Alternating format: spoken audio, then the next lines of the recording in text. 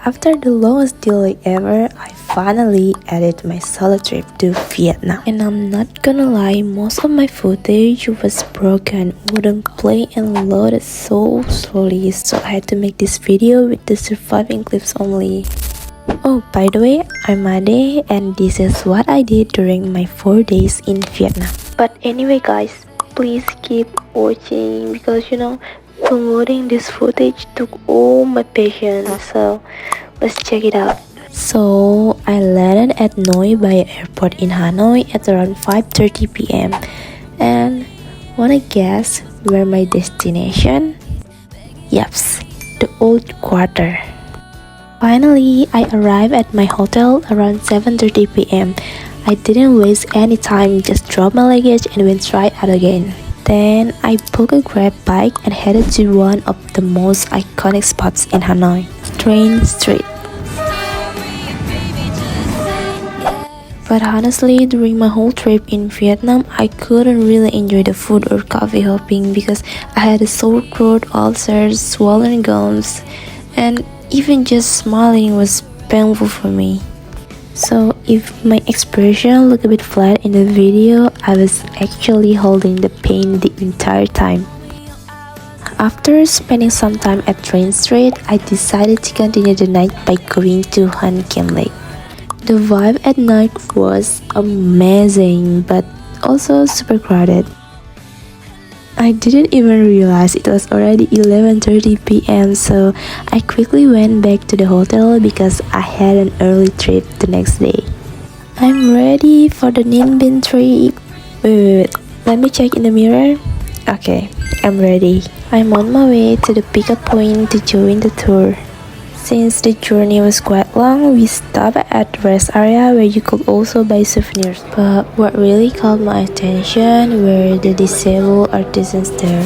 And it is a place also support the disability people. Our tour guide explained that this place gives them the opportunity to keep creating and produce such beautiful artwork. And I was just like, wow, they are amazing.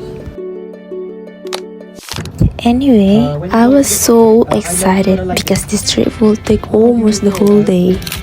Finally, we arrived at our first destination, Hoa Lu, the ancient capital of Vietnam in the 10th and 11th centuries. And this is where I met 3 fellow solo travelers, 1 from the Philippines and 2 from Japan. They were so kind.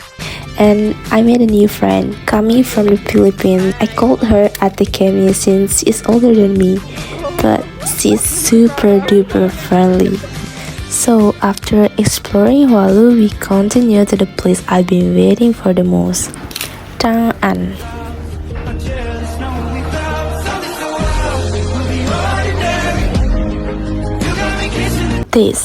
This is the view I've been dreaming of, sitting on a boat for almost 2 hours and surrounded by nature like this. It felt unreal. And guess what? I even helped paddle the boat and it was actually so fun.